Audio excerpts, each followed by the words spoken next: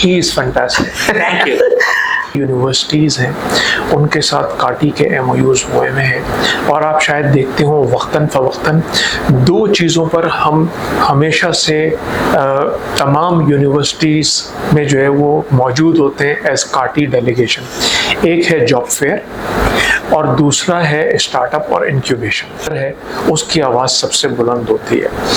और साथ साथ उसमें एक चीज़ और भी है कि हमने अपने आप देखें जो कारोबारी है उसकी जिम्मेदारी यहाँ ये बनती है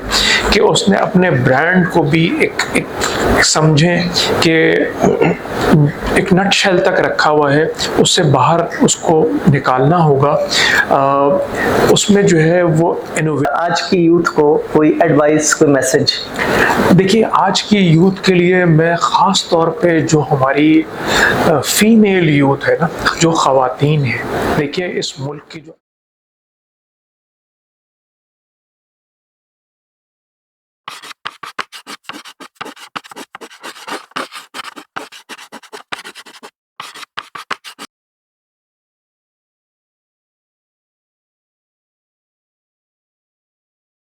आज हमारे साथ एक ऐसी शख्सियत मौजूद हैं जिन्होंने सनत, तिजारत और कारोबारी बरादरी में अपनी कायदाना सलाहियतों से एक मुनफरिद मुकाम हासिल किया है। ये न सिर्फ कोरंगी इंडस्ट्रियल एरिया जैसे अहम मुआशी हब की नुमाइंदगी करते हैं, बल्कि नौजवानों, स्टार्टअप्स और मईशत की बेहतरी के लिए भी मुतहर्रिक किरदार अदा कर रहे हैं। हम बात कर रहे हैं जनाब जुनैद नकी साहब की, जो इस वक्त Korangi association of trade and industry यानी काटी के सदर हैं।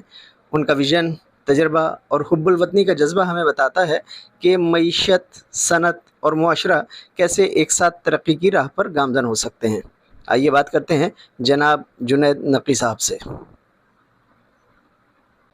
अस्सलाम वालेकुम जुनैद साहब, सबसे पहले आपका बहुत बहुत शुक्रिया, आपने बहुत बिजी शेड्यूल में से हमें वक्त दिया। सर, आपका शुक्रिया कि आज आप तशरीफ़ लाए और मुझे मौका दिया कि कुछ इंडस्ट्री के मुताल्लिक़ बात कर सकें। तो सबसे पहले हम चाहते हैं कि आज जुनैद नकी का तारुफ जुनैद नकी की ज़बानी हो जाए। जी, जुनैद नकी एक अधेड़ उम्र, तकरीबन 50 साल की उम्र के एक साहब हैं जिनके 25 साल जो है वो टेक्सटाइल इंडस्ट्री में सर्व हुए हैं। और जो मेरी ओरिएंटेशन थी बिज़नेस से मुताल्लिक़, वो तो 1992 मैंने वालिद साहब के साथ ज्वाइन किया और उनका कोई प्लास्टिक मोल्डिंग की इंडस्ट्री से ताल्लुक़ था। बाद में मैंने अपने बड़े भाई मसूद नकी को ज्वाइन किया, जो कि मुझे बड़े इंस्पायर करते थे उस टाइम पे, और उनका काम उस वक्त गारमेंट एक्सपोर्ट का था। तो उन्होंने मुझे एक कंपनी को साइन एजेंसीज में जो है वो एज इंटर्न जो है 2 साल मैंने काम किया वहाँ, और फिर 99 से लेकर 2000 तक 2 साल के बाद मैंने जो है वो 2000 में प्रेस्टीज अपैरल एक कंपनी है उसमें अपने काम का, अपने कारोबार का आगाज़ किया।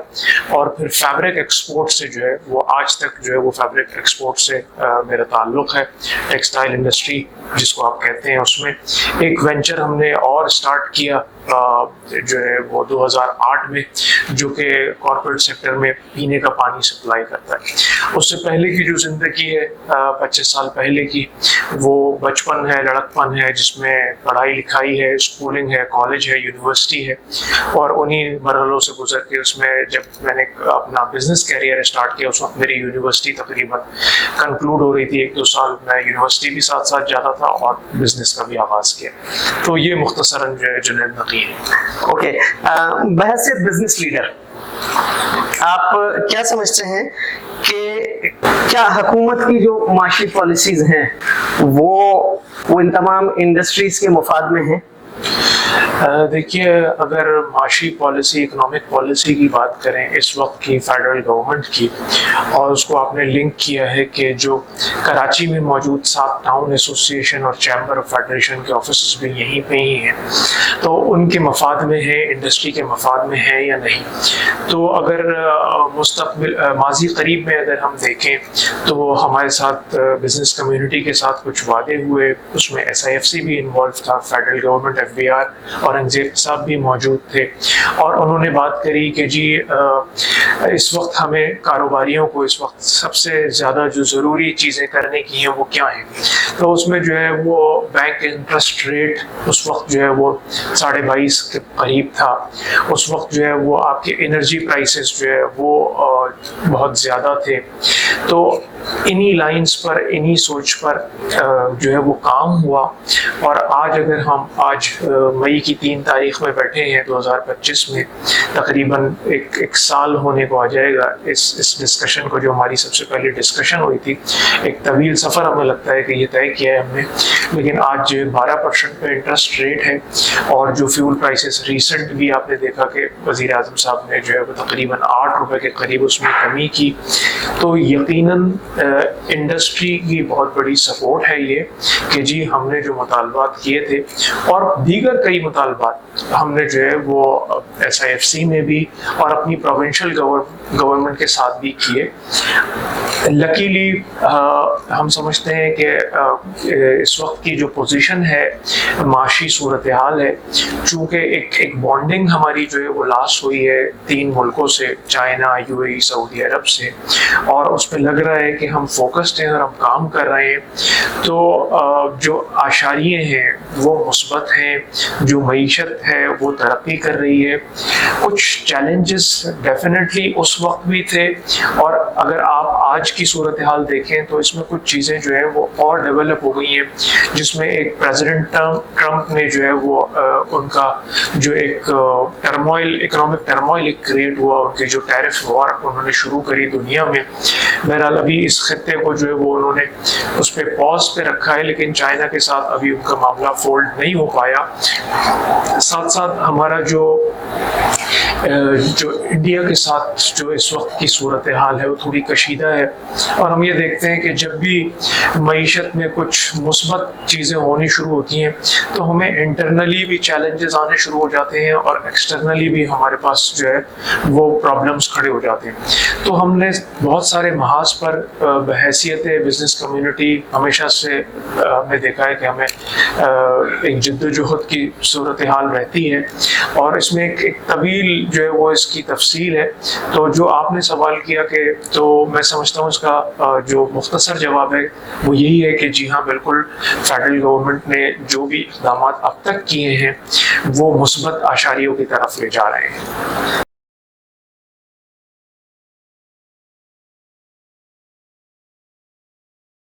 دیکھیے، اگر آپ یہ کہہ رہے ہیں کہ اس پیراہے میں جو اس وقت ہمیں ایک بارڈر پر جو کشیدگی ہے اس پیراہے میں اگر آپ بات کر رہے ہیں تو میں آپ کو عرض کروں، دیکھیے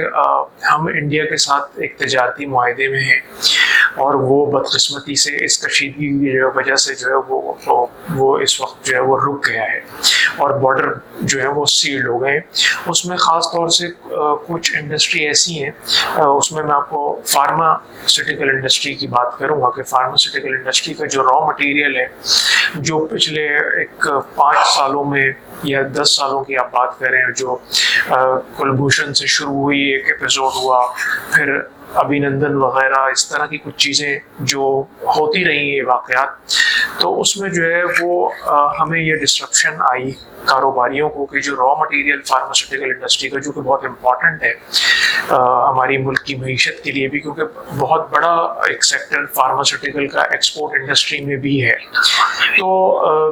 چونکہ را مٹیریل امپورٹ ہو رہا تھا تو لوگوں نے سر جوڑ کے لوگ بیٹھے، اور اس پہ جو ایک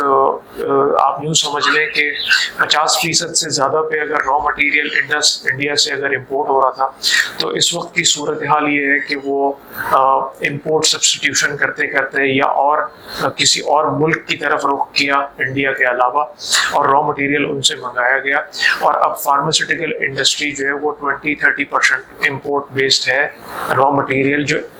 انڈیا سے آتا ہے. لیکن اب بھی چونکہ اس وقت جو ہے وہ نظر آ رہا ہے کہ جی یہ معاملات ابھی فوری طور پہ شاید حل نہ ہو، تو انہوں نے جو ہے وہ اور ملکوں کا جو ہو سکتا ہے کہ کاسٹ آف پروڈکشن میں تھوڑا سا جو ہے ان کو فرق آئے، لیکن بہرحال چونکہ یہ ایک انڈسٹری ہے جس کو چلتے رہنا ہے، تو وہ را مٹیریل شاید کہیں اور سے اس وقت منگوائے جائیں گے، یا اس پر جو research and development import substitution پہ کام کر رہا تھا اس کے کام میں اکثر ایک دم سے تیزی آئی ہے کہ انہوں انہوں نے جو کہا ہے کہ جی یہ ہم نے 50 سے اگر 25% پہ آ گئے تو اب یہ 25% کو بھی ہم نے کس طرح سے ختم کرنا ہے. تو وہی جو بلیسنگ اینڈ ڈسگائز ہوتا ہے کہ جی کسی چیلنج میں کوئی اپرچونٹی بھی چھپ جاتی ہے. تو اس وقت یہ جنگ کی کیفیت تو ہے لیکن اس میں ایک مثبت مواقع بھی آ گئے. ساتھ ساتھ اور بھی چیزیں ہیں جس میں شاید ہمیں تھوڑا سیکریفائز کرنا پڑے کہ کچھ سبزیاں اور دالیں اور مسالہ جات کیونکہ انڈیا سے کافی آتے ہیں. تو ٹھیک ہے اب ہم اس کے بغیر جینا ہمیں سیکھنا ہوگا اور ہمیں یہ سمجھنا ہوگا کہ جی اگر یہ صورتحال رہتی ہے تو اس کے مثبت پہلو کی طرف دیکھیں, ہم ان کے سبسٹیٹیوٹ تلاش کریں, جو نہیں آ سکتی اس کو ہم اپنے استعمال میں کم سے کم لے آئیں, اور صرف جو جیسے لائف سیونگ ڈرگ ہے وہ ایک مجبوری ہے, اس کے لیے کوئی چیز آنی ہے تو چلے ٹھیک ہے یہاں تک تو گزارا ہے. ادروائز جو ہے تو مجموعی طور پر جو صورتحال ہے آپ دیکھیں کہ انڈسٹری پہلے بھی یہ کام کر رہی تھی انہی چیزوں پہ, انہی لائنز پہ. اس کشیدگی کی وجہ سے وہ یکسر طور پہ اور سنجیدہ ہوئی ہے کہ اس پہ اور سبسٹیٹیوٹ تلاش کیے جائیں.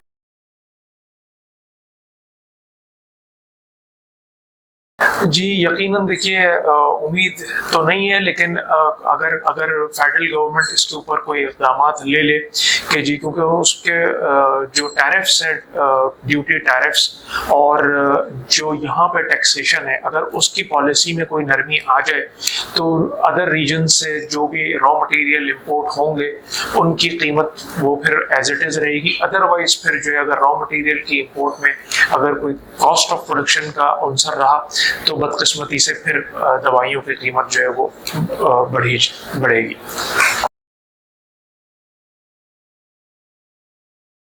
تو بجٹ کے لیے ہمیشہ سے انڈسٹری جو ہے وہ پروپوزلز دیتی ہے, جی تو کوئی خاص تجاویز ان سارے حالات کو دیکھتے ہوئے اپنے حکومت کو دی ہیں؟ جی بالکل, ہمارا ایک تقریباً 70 پیجز کا ایک مجلہ جو ہے وہ ہم نے پورا ترتیب دیا ہے. ہمارے جو کنسلٹنٹ ہیں, ٹیکس کنسلٹنٹ ہیں, اس میں جو انڈسٹری کنسلٹنٹ ہیں, انہوں نے ہر ایریا سے اس میں پورا ایک کمپریہنسو جو ہے وہ ڈاکیومنٹ ان کو پریزنٹ کیا ہے, اور اس کو جو ہے وہ جو نیشنل ٹیرف کمیشن ہے اس میں بھی گیا ہے, پریزیڈنٹ پرائم منسٹر آفس میں بھی گیا ہے, فیڈرل کے جتنے کنسرن ڈپارٹمنٹ ہیں ان کو گیا ہے, سندھ میں SRB کو اور چیف منسٹر کو ہم نے ان کی نالج کے لیے چیزیں بھیجی ہیں کہ انڈسٹری کو اس وقت کہاں. تو خاص طور پہ جو بات ہو رہی ہے تو اس میں مختصراً آپ کو عرض کروں کہ چونکہ ہمارے جو ایکسپورٹ ٹارگیٹس ہیں وہ گورنمنٹ نے رکھے ہیں اور ان کو ہم نے اچیو کرنا ہے ایز ایکسپورٹ انڈسٹری, تو اس میں کچھ جگہوں پہ جو ہمیں صورتحال جو چیلنجنگ ہے وہ را مٹیریل سے ریلیٹڈ ہے, جس میں کاٹن سب سے امپورٹنٹ ہے. اس میں جو کاٹن کی جو ایگریکلچر کی جو پالیسی ہے اس کے لیے کیونکہ اس میں SIFC کافی کام کر رہا ہے اور ہمیں اس وقت بھی جو ہے وہ ایک بڑی جو کہنا چاہیے کوانٹٹی کاٹن کی جو ہے امپورٹ کرنی پڑ رہی ہے, کیونکہ آپ نے ماضی میں دیکھا ہے کہ ہم فلڈ سے جو ہے وہ سامنا نہیں کر سکے, فلڈ سے ہمارا کافی تباہی ہوئی اور اس کے اثرات اب تک ہمارے پاس موجود ہیں. اور جو کاٹن پاکستان کو چاہیے as a textile export country, جو کہ ہماری 50% سے زیادہ ٹیکسٹائل ہے اور اس میں مین کمپوننٹ کاٹن ہی ہے, تو ہم نے اس پالیسیز کو بھی جو ہے وہ شامل ڈاکومنٹ کیا ہے اپنا. اس میں تجاویز دی ہیں ایگریکلچر کے لیے, اس میں تجاویز دی ہیں اپنے پروسیسنگ یونٹس کے لیے جو کاٹن کے جنرز ہیں اور اسپنرز ہیں ان کے لیے, اور اس انڈسٹری کو سپورٹ کرنے کی تجاویز دی ہیں. ساتھ ساتھ چونکہ ایک کاسٹ آف پروڈکشن میں ایک ایلیمنٹ ہے وہ انرجی سیکٹر کا ہے. پہلے جو ہے وہ ہمیں ایک گیس کا ایک چیلنج تھا کہ گیس کی جو ہے وہ فراہمی کو جو ہے وہ یقینی بنانا تھا, لیکن اب چونکہ وہ ایک کیپٹیو پاور پلانٹس کے اوپر جو ہے وہ کافی جو ہے وہ ٹیرف وار جب چلی تو ان کے اوپر وہ ٹیرف اتنے ہائی ہو گئے کہ وہ بایو گیس پہ چلے گئے یا رینیوبل انرجیز کے اور جو میتھڈز ہیں ان کے اوپر چلے گئے. تو ہمیں ساتھ ساتھ جو ہے وہ پاکستان کی جو انرجی کی جو نیڈز ہیں جو ادر دین کنونشنل میتھڈز ہیں ہمارے, جو ہم آئل امپورٹ کرتے ہیں یا گیس, ہم نے جو ہے وہ RLNG امپورٹ کرنی شروع کر دی ہے پچھلے کئی سالوں سے, جس میں کاسٹ آف پروڈکشن ہماری ہمیشہ جو ہے وہ زیادہ رہتی ہے. تو یہ جو بایو گیس کا ایک جو سلسلہ ابھی شروع ہوا ہے، اس پر ہم نے جو ہے وہ ڈاکیومنٹ میں ان کو جو ہے وہ اپنی تجاویز دی ہیں. اور مجموعی طور پہ اگر آپ بات کریں تو جو تجاویز ہیں وہ زیادہ تر انرجی سیکٹر کے لیے ہیں، یا پھر جو ہے وہ بینکنگ سیکٹر میں. اس میں جو ہم ہمیشہ سے ہماری ہر میٹنگ میں چاہے وہ کنسرننگ ہو یا نہیں، ہم ایک دو چیزوں پر ہمیشہ بات کرتے ہیں، اور وہ ہے اسمال اینڈ میڈیم انٹرپرائز، جو اس کسی بھی ملک کی جو ہے وہ ریڑھ کی ہڈی کی حیثیت رکھتا ہے. ہم نے ہمیشہ آواز بلند کی ہے کہ اسمال انٹرپرائز کو آپ نے سوتیلے پن کا شکار کیا ہوا ہے. فائنینشیل انکلوژن کی بات کمرشل بینک ہمیشہ کرتے ہیں، لیکن آپ کسی بھی اسمال انٹرپرائز کے کسی بندے سے بیٹھ کے بات کریں، اس سے کہیں کہ جی آپ کے پاس جو ہے وہ انویسٹمنٹ موجود ہے اپنا کاروبار شروع کرنے کے لیے، چاہے کوئی چند ملین سے بھی اپنا کوئی جو ہماری ایک سمجھ لیں اس ملک کی ایک ہیومن ریسورس، ایک جو ہے وہ بہت بڑی ہیومن ریسورس جو یوتھ ہے ہماری، جو کہ آپ دیکھیں ہر سال کتنی ایک یوتھ جو ہے وہ اس جو ورک فورس میں شامل ہوتی ہے یونیورسٹی سے نکل کے. لیکن بدقسمتی سے جو لوگ اپنا کاروبار شروع کرنا چاہتے ہیں ان کے پاس ایک تو رہنمائی موجود نہیں ہے، جن کے پاس ان کو مینٹورشپ مل جاتی ہے، رہنمائی مل جاتی ہے، ان کے پاس جو ہے وہ کیپٹل انویسٹمنٹ نہیں ہوتا، اور وہ غلطی سے کبھی کسی کمرشل بینک کی طرف چلے جائیں، رخ کر لیں، تو ان کے ساتھ جو سلوک کیا جاتا ہے پھر ہمارے ہاں جو ہے وہ دیکھا جاتا ہے، اور ہم کہتے ہیں کہ جی برین ہو رہا ہے یہاں سے، ہمارا جو ینگسٹر ہے وہ اس کا دل نہیں لگ رہا، وہ خائف ہے، وہ بدظن ہے، وہ ملک سے باہر جا رہا ہے. تو ہم نے یہ ساری چیزیں مد نظر رکھتے ہوئے فائنینشیل انکلوژن جو ہے وہ بجٹ میں اسمال اور میڈیم انٹرپرائز کے لیے کمرشل بینک کو پابند کرتا ہے اسٹیٹ بینک اپنی پالیسیز میں، لیکن ساتھ ساتھ ان کو یہ دیکھنا چاہیے کہ اس کی امپلیمنٹیشن بھی ہو، اس قانون کی امپلیمنٹیشن بھی ہو، اور وہ یہ باقاعدہ جو ہے اسٹیٹ بینک اس میں انگیج اور انوالو رہے کہ جی کتنے لوگوں کو جو ہے انہوں نے اسکروٹنائز کیا اینولی، اور کتنوں لوگوں کو بآسانی جو ہے وہ قرضہ فراہم کیا گیا کاروبار کے لیے. جو پرائیویٹ آرگنائزیشن ہے اس میں آپ دیکھتے ہیں کہ اخوت جیسی آرگنائزیشن کھڑی ہو گئی ہیں جو اس ملک کی جو ہے نا وہ جو یوتھ ہے اس کو سپورٹ کر رہے ہیں، جو کاروبار کرنے والے لوگ ہیں ان کو سپورٹ کر رہے ہیں، خواتین کے لیے وہ بہت کام کر رہے ہیں، ایجوکیشن پہ خاص طور پر ان کا فوکس ہے. یہ چاہیے ملک کی سطح پر ہمیں چاہیے شاید کہ ہمیں جو ہے ان چیزوں کو فوکس کرنا چاہیے کہ جی اس ملک کا جو برین ہے وہ ملک سے باہر نہ جائے، پہلے اس ملک کے کام آئے. بہرحال باہر بھی جائے گا تو یقیناً وہ ملک کا درد تو رکھے گا، لیکن ہمیں اگر سونا یہیں سے ہی اگر وہ نکال لے، اس زمین کے اندر جو خزانے دفن ہے اگر وہ یہاں سے ہی نکل کے اس زمین کے کام آ جائیں تو شاید اس سے بہتر کوئی بات نہ ہو. اچھا، آپ نے انڈین ایکسپورٹ کی بات کی، امپورٹ کی بات کی، تو اس پر کیا کہیں گے کہ انفارچونیٹلی ہمارے لوگ، ہماری بزنس کمیونٹی سے وابستہ لوگ اس انڈائریکٹلی امپورٹ میں جو ہے وہ ملوث ہے کہ پاکستان کی جانب سے نہیں آفیشیل. سیکنڈ، انڈیا ہمیشہ سے بزنس مینس کو پاکستان کے خلاف انٹرنیشنل لابی کے لیے یوز کرتا ہے. وہ جہاں جہاں بھی انویسٹمنٹ ہوتی ہے وہاں وہ رائے سازی کرتے ہیں کہ بھی آپ انڈیا آئیں، پاکستان آ جائیں. تو no they are not trusting and blah blah blah blah Pakistani situation, political instability اور ادر تھنگس. تو اس حوالے سے آپ نہیں سمجھتے کہ شاید انٹرنیشنل پارٹیسپیشن میں ہماری بزنس کمیونٹی کہیں اس پیٹرن کو چوک جاتی ہے؟ کیونکہ ابھی تو سچویشن ایسی بن گئی ہے تو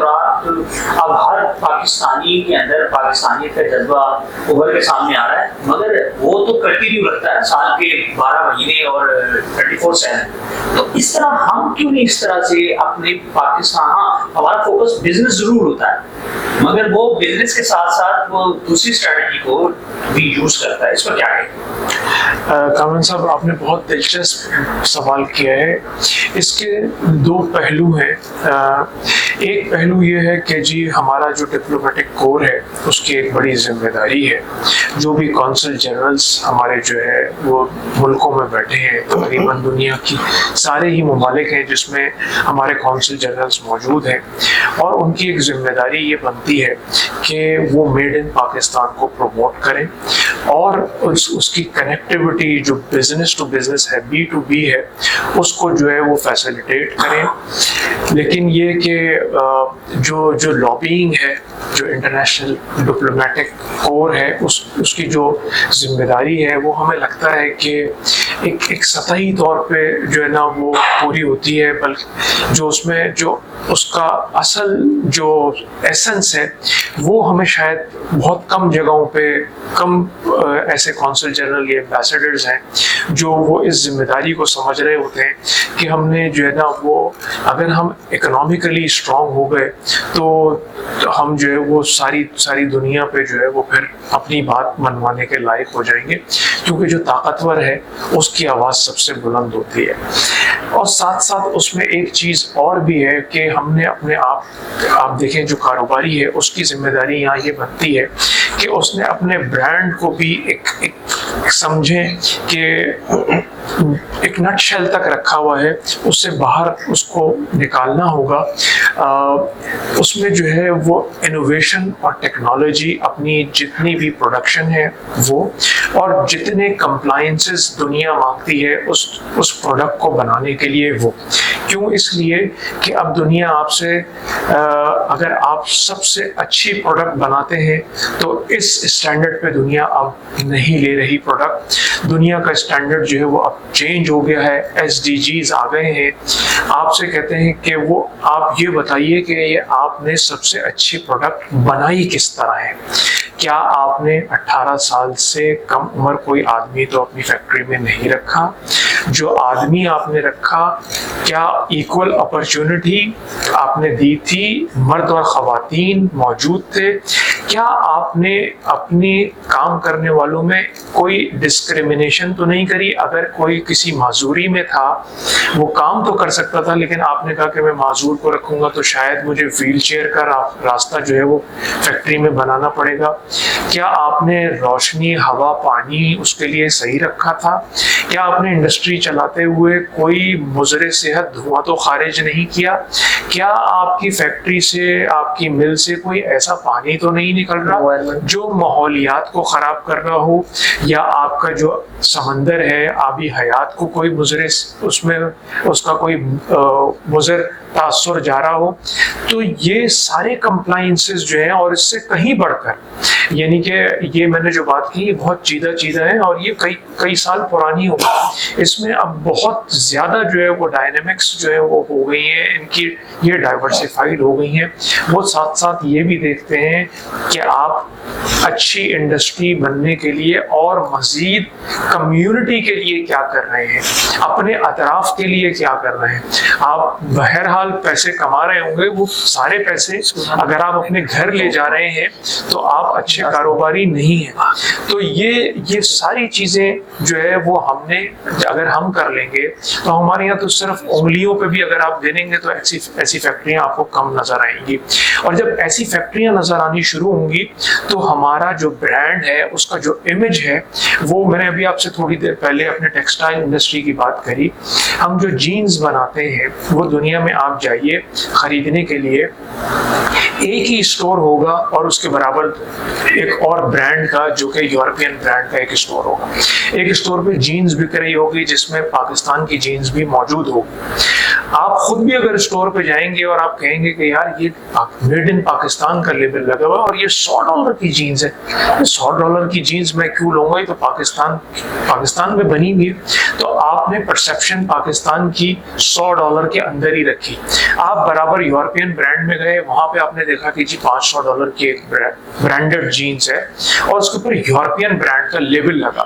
آپ نے کہا نہیں یہ برانڈ ہے اور یہ $500 بھی. تو آپ نے اپنے آپ کو ریسٹرکٹ ہی خود سے ہی جو ہے وہ $100 پہ کیا ہے. تو آپ کو اپنی برانڈنگ پہ، اپنی امیجنگ کے اوپر، اور وہ آپ کو ریورسلی آپ کو یہ دیکھنا ہوگا کہ آپ اپنی پروڈکٹ بنا کس طرح ہے. جب اپنی پروڈکٹ اچھے طریقوں پر بنانا شروع کر دیں گے تو آپ کا برانڈ امیج آج آپ کی جو میڈ ان پاکستان کا جو لیول ہے وہ خود سے گرو کرنا شروع ہو جائے گا. اور اس کی مثال ایسی ہے کہ 70s میں ویتنام جو ہے وہ ایک دنیا کا جس سے نفرت کی جاتی تھی وہ ایسا ملک تھا, تو اس کی پروڈکٹ خریدنا تو بہت دور کے رہا. اور آج آپ دیکھیے ذرا جا کے کہ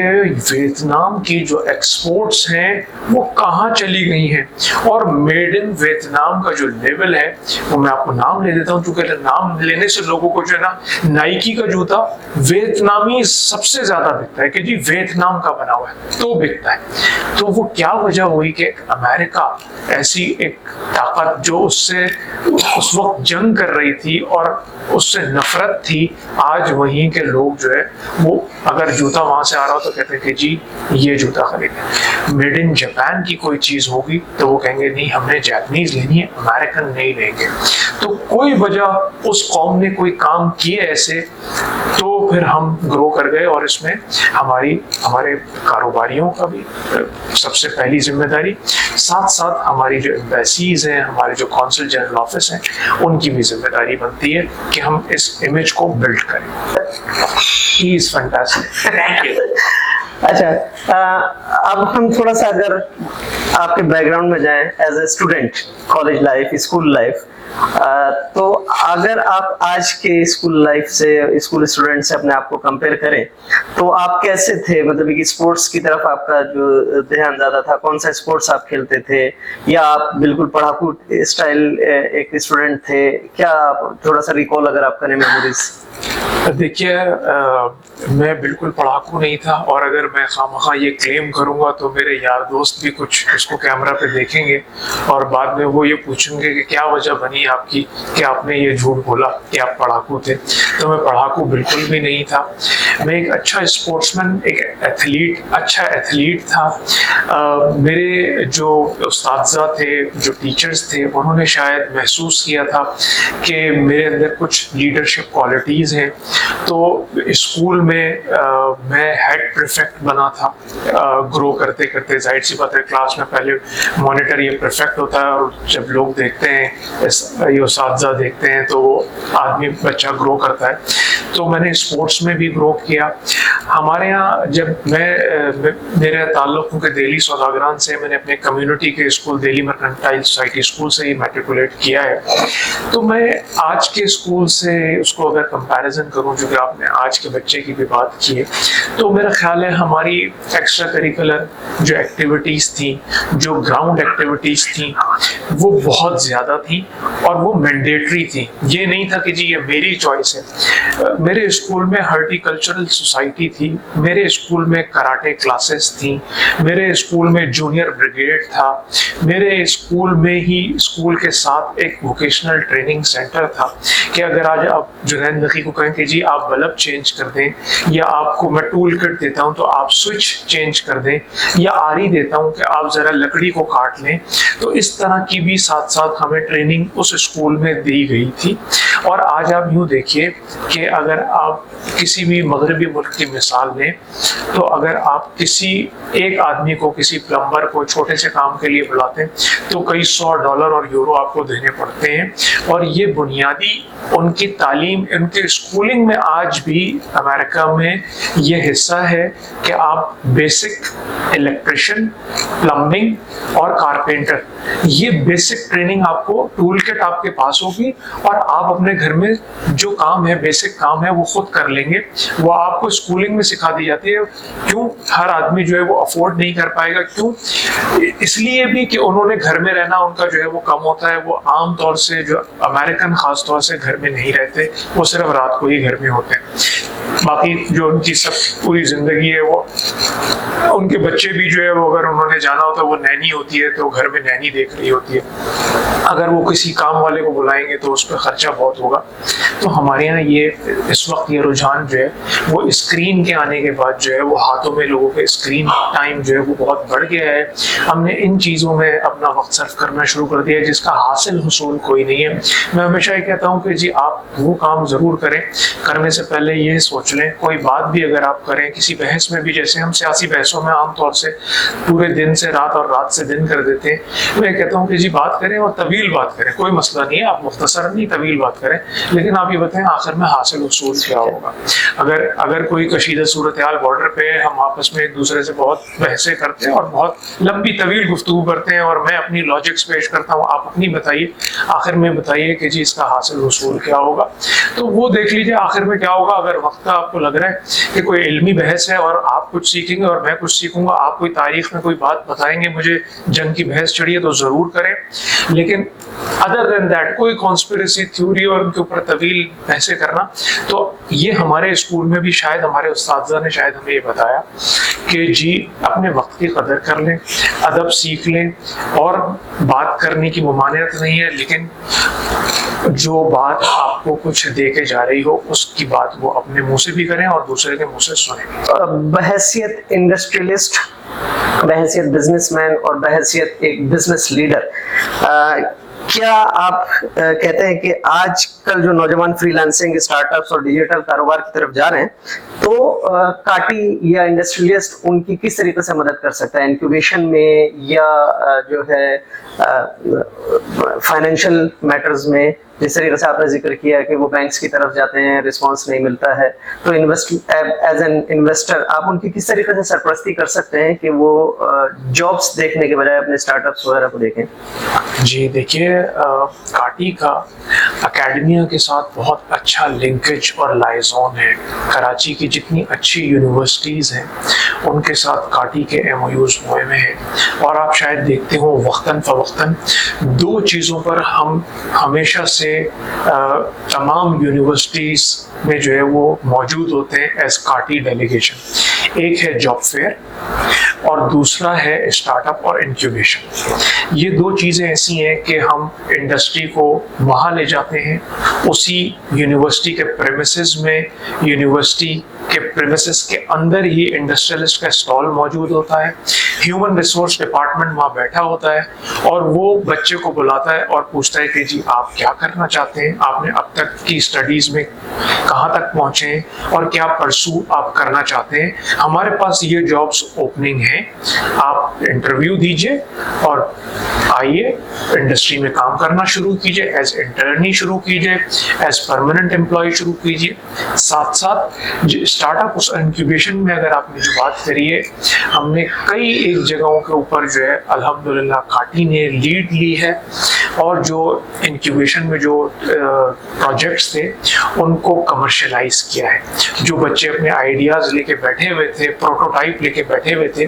ان کو جو ہے وہ ان کا کاروبار اسٹارٹ کیا ہے. اس میں ڈفرینٹ میتھڈس تھے, اس میں انڈسٹری نے ان کو آفر کیا کہ آپ چاہیں تو ہمیں پارٹنر بنا لیں, اور چاہیں تو آپ پارٹنر نہ بنائیں بلکہ آپ ہم سے فائنینس ارینج کرائیں ایک انشورنس کے ساتھ, اور جس ٹائم تک آپ فائنینس ریفنڈ کریں گے اس وقت تک ہمیں جو ہے وہ ایک پروفٹ شیئرنگ میں, تاکہ ون ون سچویشن ہو جائے. ساتھ ساتھ ان کو ایک مینٹورشپ مل جاتی ہے. تو ایک چیز تو یہ ہے, یہ جو آپ نے سوال کیا تھا یہ. لیکن چونکہ اس سوال پہ میں اندر سے بڑا ایک ایکسائٹ فیل کرتا ہوں, تو میں اس میں اضافی بات آپ کو کروں, وہ یہ ہے کہ میری عمر شاید کوئی 16-18 سال کے قریب ہوگی. تو ہمارے یہاں چونکہ دہلی سوداگران کو عام طور سے جو ہے وہ رجحان جو ہے وہ کاروبار کی طرف ہوتا ہے, تو میرا رجحان بھی یہ تھا کہ یار کوئی کاروبار شروع کریں. تو اس کے لیے یہ آج جو لفظ استعمال ہو رہا ہے اسٹارٹ اپ انکیوبیشن, یہ اس وقت بھی تھا. صرف یہ تھا کہ جی اس وقت شاگردگی کر لیجیے جا کے کسی کی, اور اس کام میں آگے بڑھ جائیے, یا کسی ایک آدمی کے ساتھ جو آپ کو یہ بتائے کہ جی کس طرح کام شروع کرنا ہے. تو میں ایک صاحب کے پاس گیا کہ جی مجھے بتائیں, میرے پاس کوئی پیسے ہی نہیں ہے, آپ مجھے بتائیں میں کیسے کام شروع کروں. تو اور آپ یوں سمجھ لیں کہ میں تعلیم بھی میری ابھی بہت کم ہے, میں ابھی میٹرک کیا ہے اور ابھی کالج میں ہوں, لیکن میں چاہتا ہوں کہ میں کاروبار شروع کروں. تو کیا شروع کروں؟ انہوں نے, کیونکہ وہ میری کمیونٹی سے ہی تھے, انہوں نے کہا جی آسان میں آپ کو بتا دیتا ہوں, آپ کسی اسٹور پہ جائیں گے, وہاں آپ کو جو ہے وہ ایک سپاری کی تھیلی ملے گی جس کے اندر سونف ڈلی ہوئی ہوگی, میٹھی سونف ڈلی ہوئی ہوگی, الائچی इलायची डली हुई होगी, कोई भुनी हुई कोई चीज, 4 मगज डले हुए होंगे, और उसको आप आम अल्फाज में अगर कहें तो लोग गोटा कहते हैं या और कोई चीज कहते हैं। तो कहने लगे मियाँ मैं आपको जूड़िया बाजार का जो है वो एड्रेस समझाता हूँ, आप वहाँ जाइए, छोटी छोटी मकदार में चीजें खरीदिए, इतने पैसे तो हर आदमी के पास होते हैं कि वो 200-400 ये छोटी बना ले, वो आप वहीं से ही जो है वो खोरी गार्डन एक जगह है, वहां से थैली लीजिए, उसमें वो पैक करिए, साफ सुथरी चीज। अगर आप साफ सुथरी चीज देंगे तो वो फौरन बिकेगी। बहरहाल मैं सोच के गया था वो शायद मुझे कोई मिल लगाने का कोई फॉर्मूला देंगे, तो वो मेरे उस वक्त जो अरमान थे उनके ऊपर ओस सी पड़ गई। लेकिन मैंने बाद में सोचा कि भाई इन्होंने तो अपने एक जो इनको जो भी इनके पास रिसोर्स आई उसको सही गाइड किया। तो जिसका जो साइज होता है उसमें, आज आप देखिए, मैं आपको ये मिसाल इसलिए दे रहा हूँ कि बाजार में एक छोटी सी डिबिया मौजूद है, बिल्कुल छोटी सी है, और उसके अंदर जो गोटा होता है वो इंतहाई मजे का होता है, और वो आप खरीदेंगे तो आप कहेंगे भाई ये इतनी महंगी है, लेकिन आप वो खाएंगे कहेंगे यार ये तो बहुत मजे की थी, और वो डिबिया साथ होती है और उसके अंदर कुछ नहीं, वो अज्जा सारे मार्केट में मौजूद है। आप अज्जा लीजिए, उसमें डालिए, खूबसूरत सी एक डिबिया है उसमें बंद करिए, और आप सोचेंगे वो 150 रुपए की कैसे बिकेगी, एक दफा का गोटा 150 रुपए में, लेकिन वो बिक रही है, लोग खरीद रहे हैं क्योंकि क्वालिटी वाली चीज है। आजकल लोग पैकेजिंग और प्रेजेंटेशन को कि जी यार ये तो बड़ी अच्छी चीज है, हमने एक दफा खरीद ली, दूसरी दफा हम अपनी कोई चीज इसमें इलायचियां रख लेंगे, ये डिबिया भी काम आएगी। तो ये एंटरप्रेन्योरशिप जो है, ये स्किल जो है वो आपको सिखाने की भी जरूरत है। तो काटी हमेशा जो है ऐसे प्रोग्राम मुनक्किद करता है, यहाँ जवानों को बुलाता है, स्टार्टअप और इंक्यूबेशन के यहाँ कई हमने अपने हॉल के अंदर कई एक इवेंट्स मुनक्किद किए हैं, और उसमें हर सतह के लोगों को, जाहिर सी बात है कोई मास्टर्स करके आएगा तो हम उसको गोटा बनाने की तरकीब हरगिज नहीं सिखाएंगे, ये मैंने आपको एक मिसाल के तौर पे एक बात की। लेकिन हर लेवल के स्टार्टअप्स इंक्यूबेशन के लिए हम प्रमोशन के लिए तैयार हैं। मैंने आपके सवाल से पहले मैंने आपको बताया कि हम SMEs के लिए जो हमारा यूथ निकल रहा है उसके लिए हम बहुत कोशिश करते हैं, उनका लाइजॉन कराते हैं, फाइनेंशियल इंस्टीट्यूशन को बिठा के उनको पाबंद करते हैं कि देखिए ये एक अच्छी सोच रखते हैं, इनके पास एक अच्छा आइडिया है, तो इनको जो है वो किसी फाइनेंस की वजह से कोई जो है इनको रुकावट नहीं आनी चाहिए कि कल को ये सोचे कि जी हमारी जो है वो इंडस्ट्री लग सकती थी। कराची का अगर कोई एक मसला सुधारने का आपको मौका दिया जाए, अपॉर्चुनिटी, तो कौन सा एक मसला है जो हंगामी बुनियाद पर आप एड्रेस करेंगे? आप एक कह रहे हैं, मुझे 2 की इजाजत दे दें। चलिए 2 बता दीजिए। एक जो बुनियादी सहूलत है हमारी वो है पानी। कराची को पानी की तरसील जो है वो यकीनी बनाए, रिहायशी इलाकों में, इंडस्ट्री में। इससे जो है आपको लगेगा कि कराची में एक खुशहाली आई है, आपको कराची अच्छा लगना शुरू हो जाएगा। साथ साथ मैं ट्रैफिक की बात नहीं करना चाहता, मैं हमेशा जो है वो तालीम के ऊपर जो है वो जोर देता हूँ। बदकिस्मती है इस सूबे की, इस शहर की, 450 अरब से ज़्यादा हमारा बजट है सूबाई, और अगर आप सरकारी स्कूलों का हाल देखें